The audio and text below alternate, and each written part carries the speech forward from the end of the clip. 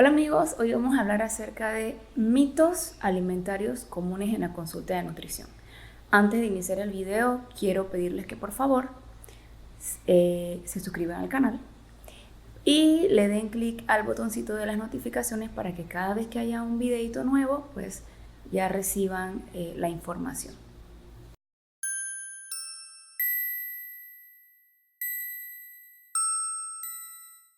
Vamos a hablar de 10 mitos alimentarios comunes que encontramos en el día a día en la consulta de nutrición. Obviamente hay un montón de mitos relacionados con la alimentación, pero voy a traer los que son un poco más frecuentes. El pan engorda. Yo no lo como. El pan es un carbohidrato, igual que el arroz, igual que la papa, igual que la pasta y el resto de carbohidratos. El pan en sí no engorda. Al final lo que tenemos que tener en cuenta es que se puede incorporar dentro de la alimentación, de una alimentación saludable, pero lo que hay que cuidar es la cantidad que nos vamos a comer, con qué lo vamos a acompañar o qué le vamos a poner dentro. Y obviamente ha estado en nuestra alimentación desde hace cientos de años, pero es muy común que a veces lo incorporamos dentro de preparaciones, por ejemplo, en las que ya hay un carbohidrato. Por ejemplo, queremos comer pasta y queremos comer a la vez pan. Entonces, al final sería un exceso de carbohidrato. Por lo tanto, comerlo de esa forma no sería lo más conveniente, pero puede ser parte de una alimentación saludable. Por ejemplo, quiero hacerme un emparedado, un sándwich, un bocadillo y sencillamente lo que hago es cuidar lo que le voy a poner dentro. ¿Qué le puedo poner dentro? Por ejemplo, pechuga de pollo asada, deshilachada, la meto dentro del pan y puedo ponerle vegetales, ya sea lechuga, tomate, cebolla, zanahoria, se le puede poner hongos, un aderezo hecho en casa, no estos aderezos procesados, y ya tenemos nuestro emparedado listo. ¿Y quién dice que no es una opción saludable para comer? Así que, por favor, dejen de pensar que el pan engorda, porque el pan en sí no engorda. Al final lo que hay que cuidar es la cantidad y cómo lo vamos a consumir. Preferiblemente escojamos pan integral. Si puede ser artesanal, mucho mejor. Pero la opción integral, a diferencia del pan blanco, es que el pan integral va a tener fibra, va a tener vitaminas y va a tener minerales, cosa de la que carece el pan blanco. Licenciada, todos los chocolates son buenos y bien ricos. A veces los pacientes me dicen que, como en las redes sociales o en la televisión, en cualquier medio de comunicación, ven que se recomienda el consumo de chocolate. Y yo les pregunto siempre qué chocolate están consumiendo. Me mencionan todas las marcas habidas y por haber que todos conocemos. El chocolate que debemos comer es ese que se llama chocolate oscuro, chocolate dark, chocolate amargo, que tiene 70% o más de cacao. La evidencia científica respalda el consumo de este tipo de chocolate. Por lo tanto, todos estos tipos de chocolate que venden en los supermercados, las tiendas, no debemos de consumirlo porque tienen una alta cantidad de azúcar. Entonces, lo ideal serían 2 cuadritos de chocolate oscuro, 70% o más de cacao, y puede ser todos los días. No hay ningún inconveniente, pero solo 2 cuadritos. El azúcar morena es mejor que la blanca, daña menos. Mis pacientes comúnmente en la consulta me dicen, porque no me preguntan, me dicen que utilizan azúcar morena porque es mucho mejor que el azúcar blanca.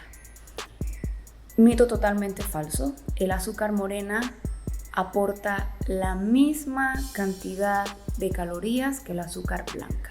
Por una cucharadita de azúcar blanca o de azúcar morena, estamos consumiendo 20 kilocalorías. No hay ninguna diferencia. En cuanto a que endulce menos, muchos pacientes lo que me refieren también es que al endulzar menos, pues la tendencia es a utilizar un poco más de azúcar. que es lo que normalmente tiende a suceder con la mayoría de las personas. El problema con la ingesta de azúcar y con cualquier tipo de azúcar o endulzante es que con el tiempo el exceso del consumo de esto va a afectar el peso. En las personas que padecen diabetes va a mantener esa azúcar descontrolada, va a ayudar o a contribuir a que los triglicéridos en sangre se eleven y en fin, es una gama de problemas que pueden desarrollarse a causa del consumo excesivo de azúcar. Por lo tanto, la recomendación sería utilizar la menor cantidad de azúcar posible en su día a día, que es lo ideal. Yo preparo agua de avena para todo el día y me lo tomo vaso por vaso. Muchos de mis pacientes me dicen, yo tomo agua de avena, preparo mi botella, la llevo al trabajo, estoy en la casa tomando agua de avena todo el día y eso me va súper bien.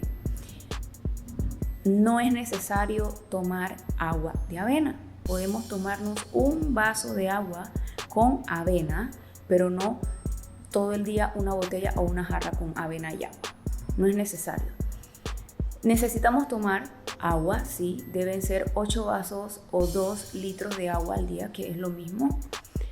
Podemos consumir la avena, ya sea cocida o si nos queremos preparar un vaso de avena, que sería lo ideal, serían 2 cucharadas de avena, le podemos incluso agregar una cucharada de linaza molida, podemos poner ese vaso con su agua en remojo unos 15-20 minutos, revolvemos y nos los tomamos. No necesitamos hacer un preparado para estar tomando todo el día.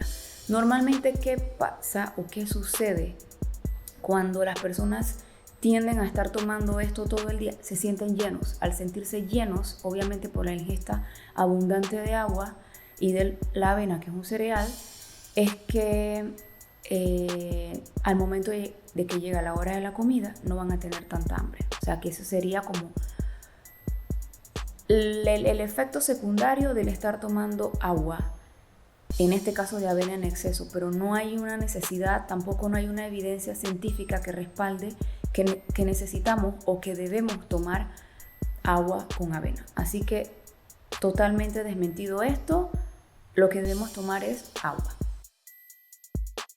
Yo no como frutas, tienen mucha azúcar y tengo que cuidar esos niveles. Otro mito muy común es que los pacientes con diabetes muchas veces dicen que no comen frutas porque las frutas les afectan sus niveles de azúcar en sangre. El paciente con diabetes sí puede consumir frutas. Las recomendaciones siempre son individualizadas de acuerdo a la situación de cada persona. ¿Qué se recomienda en el caso de las frutas? Que las frutas se consuman preferiblemente en trozos, no hacer de las frutas jugos o licuados ni chichas, porque al absorberse el azúcar va a ser mucho más rápido, por lo tanto los niveles de azúcar se van a alterar mucho más rápido y se van a mantener elevados también. Entonces lo ideal sería que el paciente consuma la fruta en trozos y evitar que esté demasiado madura. Comer saludable es comer todo hervido. ¿Qué va? No me parece mucho eso. Otro mito muy común de las personas en la consulta es que piensan que cuando llega a la consulta de nutrición se les va a decir que todo tiene que ser cocinado de manera hervida o cocida. Eso es un mito totalmente falso. Comer saludable no es comer de esa manera. Una alimentación saludable debe ser variada, debe ser equilibrada, debe ser agradable a la vista lo que te vas a comer, teniendo en cuenta eso principalmente porque comemos primero con los ojos y con el olfato antes de llevarnos la comida a la boca. Por lo tanto, el llevar una alimentación saludable, independientemente del problema de salud que tenga la persona, no tenemos que caer en situaciones extremas. A veces el paciente tiende a comer cosas fritas de manera muy seguida, por no decir todos los días, y piensa que el comer saludable es entonces empezar a hervir todo lo que se van a comer. No, eso no es correcto, porque la persona se aburre. A los 2-3 días se aburre y quiere regresar a comer como comía anteriormente. Entonces lo correcto es buscar otro tipo de preparaciones, hacer cosas asadas, al vapor o a la plancha. Se puede guisar utilizando tomate, claro que sí, se puede guisar.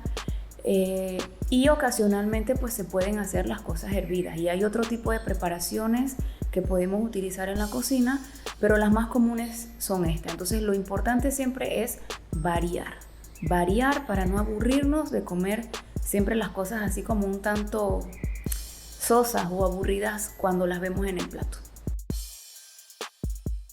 Legumbres enlatadas. No es sano.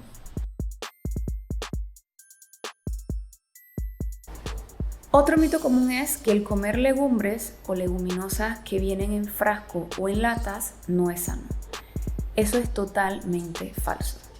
Tenemos que recordar que no todo el mundo tiene una olla de presión en su casa, y normalmente las legumbres o las leguminosas, que son las lentejas, los porotos, los garbanzos, etc., a veces requieren un tiempo de cocción un tanto prolongado. Las lentejas se cocinan súper rápido, pero mientras más grande es el grano, va a demorar mucho más tiempo.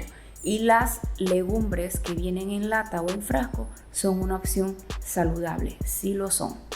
¿Qué es lo que hay que tener en cuenta con este tipo de productos? Pues que van a tener sodio, porque necesitan conservarse dentro del recipiente, pero algo que siempre se les sugiere a las personas es botarles ese líquido y enjuagarlos muy bien bajo el grifo o el chorro en el fregador antes de hacer la comida. Una vez enjuagado, le podemos agregar todo lo que le llamamos muchas veces guiso, que es la cebolla, el ají, que si el culantro, el ajo, y lo condimentamos como toda la vida lo hemos hecho. Y no hay ningún inconveniente. Lo que hay que hacer es lavarlos antes de utilizarlos.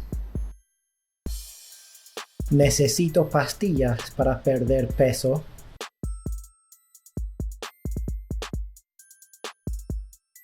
No es necesario tomar absolutamente ningún tipo de pastilla para bajar de peso. La pérdida de peso se logra con modificación de los hábitos alimentarios, comer variado, equilibrado, tomar agua, dejando a un lado todo lo que son las bebidas azucaradas procesadas, y realizando actividad física. Obviamente no todos los organismos son iguales, por lo tanto no van a tener la misma reacción a estas modificaciones. Pero esto es lo básico y lo fundamental. Este tipo de productos, todo lo que nos venden, que encontramos en el mercado, como las pastillas milagrosas para lograr la pérdida de peso, lo que van a ocasionar es una alteración del metabolismo, que con el tiempo la persona va a empezar a eso que comúnmente es el rebote. Pierdes 10 libras, pero recuperaste 20. Y eso nosotros lo llamamos como el síndrome yo-yo. Subo, bajo, hasta que el metabolismo dice hasta aquí. Entonces la persona se estanca y nada de lo que hace le funciona. Por lo tanto, descarto totalmente el uso de este tipo de productos. Normalmente nadie en su buen sano juicio le va a recomendar a un paciente el uso de pastillas o suplementos para ello, y la recomendación fundamental basada en evidencia científica es modificar hábitos de alimentación y cambiar los estilos de vida. Ya yo no tomo soda, mejor me tomo té frío. Otro mito muy común de mucha gente, que piensan que al hacer este reemplazo de una cosa por la otra están haciendo un cambio importante. El té frío es una bebida azucarada procesada. Lo que nos aporta es azúcar, no aporta ningún tipo de nutriente que nuestro cuerpo vaya a utilizar de manera saludable. Un medio litro de té frío, estamos hablando de procesado, va a aportar aproximadamente 14 cucharaditas de azúcar. Eso es demasiado. Yo siempre le digo a mis pacientes que hagan se hagan la idea de que a su taza de té o a su taza de café le están agregando las 14 cucharaditas de azúcar que tiene el té frío. Me miran como que, ¿qué dices? Y se asustan y lo primero que me dicen es, pero es que eso no se puede tomar. Yo les digo, ok, no te lo puedes tomar con el té o con el café, pero te lo estás tomando en el té frío. Entonces, el paciente de esa manera se da cuenta de que está tomando algo que no necesita y que al final le está haciendo daño. Entonces, la recomendación es, nuevamente, tomar agua. Es el líquido que el cuerpo necesita. No necesita ningún tipo de bebida procesada, azucarada. Los vegetales congelados no son nutritivos. Los pacientes piensan que el consumir vegetales, o las personas piensan que al consumir vegetales que vienen congelados no es una opción saludable. Sí lo son. Es una opción rápida para aquellos que no tienen tiempo de repente de ponerse antes de cocinar, lavar y demás. No han perdido sus propiedades nutricionales porque en la cosecha o en la recolección los recogen a tiempo, pasan por un proceso de congelación muy rápido, por lo tanto sus nutrientes prácticamente se mantienen intactos. Sirven para hacerlos al vapor, se pueden hervir, se pueden saltear. La oferta de este tipo de vegetales es muy amplia y se pueden incorporar perfectamente a una alimentación saludable. No hay ningún inconveniente.